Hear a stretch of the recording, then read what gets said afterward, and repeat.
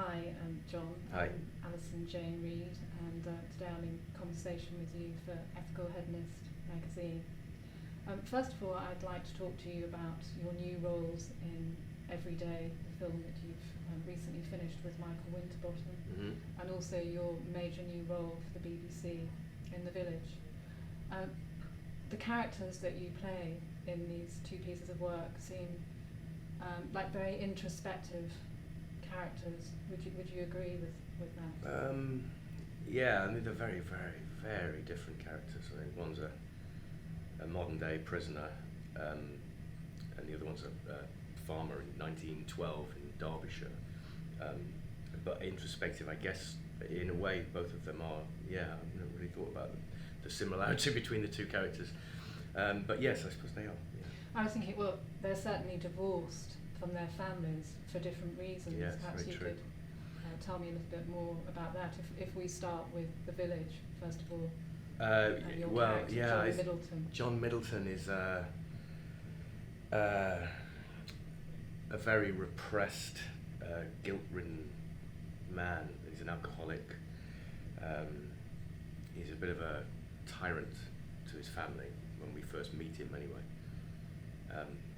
But he's carrying this terrible secret that he's been carrying around for years. It's where I get the repressed thing from, and it all becomes apparent as the series goes on, and he kind of goes on a little bit of a journey, really, which I found really interesting. He's sort of there's a really interesting path that he goes down, and it's not as like you would think he would turn out. When you see him, you kind of get an idea of, oh, this is a horrible man. He beats his wife and locks his kids in the cupboard. You know, it's all very, very tough. But then he has a sort of redemption, which I found incredibly interesting. So, I can't really tell you too much about what happens. What was he like to play? Was he a hard character for you to play? Yeah, well, he was different. I've never played anyone quite like him before, so that to me is a challenge anyway. That's why I wanted to do it. It was a difficult job, actually. It was a difficult shoot, really. It was hard. It was cold, and and it was quite grim and heavy, the scenes that I had with Maxine Pete mainly. But when that happens, you tend to find that it's quite a nice set, so it was a sort of quite fun on set, like I did with Exile, which was also a really very heavy job. But they always tend to be quite, nice places to work for some strange reason. Some redeeming qualities. So yeah, they there has to be some fun. And cocoon you. Yeah, and then you're free and safe to do your work. But yeah, he was really interesting to play, and surrounded by great actors, and we had Antonia Bird directing the first instalment, who I was a big fan of because of the film she did with Robert Carlyle, Priest, and Gillis McKinnon, who did Small Faces. He directed the last two episodes, and I'd never worked with either of those either, so it was nice to work with. What about working with such a dark, unpleasant character, playing him? Did you find that hard, particularly as you said that he beats his wife and locks his children in the cupboard? Yeah. They're just two examples here. Does it get any worse than that? They're sort of the extremes. He's very, very, very deeply troubled, and but no, of course they're the most interesting things to play. Dark characters. I was going to say, are dark, unpleasant characters far more fun to play than somebody who's innately good? Yes. I was thinking, for example, about your character in Sex Traffic, which I really, really enjoyed. Oh, right, thanks. Yeah. Favourite dramas I think that I've ever seen. It was because also it's something that's a great tragedy in society. It goes on all the time. Yeah. And you brought a great humanity to that part. Oh, thanks. Well, that was not a showy part. I mean, the whole the thing that I'm most proud of about Sex Traffic is the actual program itself. That I was just in it, and I didn't want to.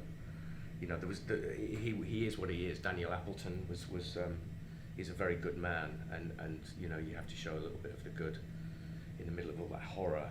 There was plenty of horror going on around you, so it was okay that he had those qualities. Yeah, absolutely. Do you actually find inhabiting other people, these sort of characters who are difficult, people to play, easy to get into? How much preparation do you do not for a character like John in the village? No, they're not. Is he difficult? They're not easy to play. I mean, they're far more complex than. I mean, this is what the whole point. That they're much more fun to play. And by fun, I mean sort of, as an acting challenge, you get to do a lot of research and. It's a meatier role. Yeah, it's much meatier, and you got much more to do, and lots more facets to the character, which is a lot more fun for an actor. But no, I never find them difficult. They're the best roles, the dark roles, the murderers, and Do you actually have a favourite role of the many different roles that you've played? I haven't got a favourite one. No, I mean they're all. I don't know. They all have their good points and their bad points. I can't think of a favourite role apart from the great literature and role. then a favourite piece of work. What about State of Play, which is another outstanding drama that I think will stand the test of time? Those roles, I presume, don't come around that often. No, they don't. I was very lucky to get that, and the whole thing boils down to whether the scripts are very good with me, because I'm just a fan of good writing. So obviously with Sex Traffic and State of Play, both fabulous writers.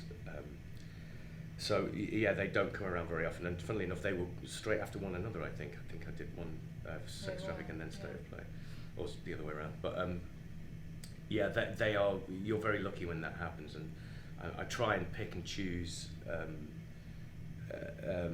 quite well, because they get a lot of scripts that aren't brilliant. I was going to ask you, how many scripts do you get, and how many, in sort of percentage terms, do you turn down because they don't excite you, or the writing isn't great enough? And are we seeing a lot of great writing in tough economic times, or is it being affected?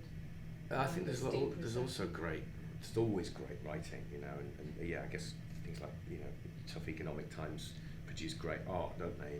But is this still happening in television? Are the roles, those State of Play dramas, are they still being made in this? Well, Paul Abbott's seems to have disappeared for a while, so we're all suffering because of that, I think. But there are brilliant writers around. Danny Brocklehurst, for instance, who wrote Exile. I think he's a great writer. Peter Moffat is a brilliant writer. There are lots of fantastic writers. I still read great scripts. I mean, The Village is a fantastic script. I was going to say, what about the balance between the roles that you really want to play, where the writing is superb, and more commercial roles? Well, when I don't sort of do it because it's great or it's commercial, or I just do it because I like the writing and I think it's interesting. I could do something with it. I've never done something like this before, or there are lots of factors at the moment that go into me taking a role. It used to be just me before I had a family, and so now it's very different because a lot of other factors have to be taken in, where it's going to be and how long it's going to be for, and how it's going to affect the other people in my life. So that has to be taken into consideration, but hopefully not at the expense of artistic integrity. So I still won't do anything if I don't think it's very good, no matter if it's, especially if it's really commercial. So I don't really think of it in those terms. I either think it's a good script and a good part to do, or not for me, or a good script but it's not for me, or a bad script and I'm not going to do it. So, but I know I'm very aware that I'm incredibly lucky to be in a position where I can say no, I don't want to do that. It's not very good. And there's plenty of work out there. Well, there's not plenty of work, but if it came to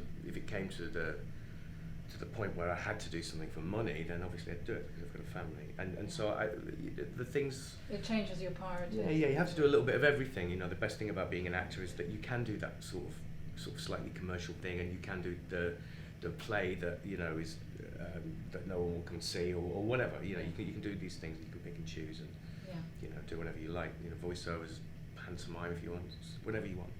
That was one of those once in a lifetime jobs that comes along, and you really appreciate Mad Dogs when you do something else, because you come back and you think, wow, we're actually working, we're working with friends, and in a beautiful location, and we're very, very lucky to be doing this. So that was a real treat, Mad Dogs.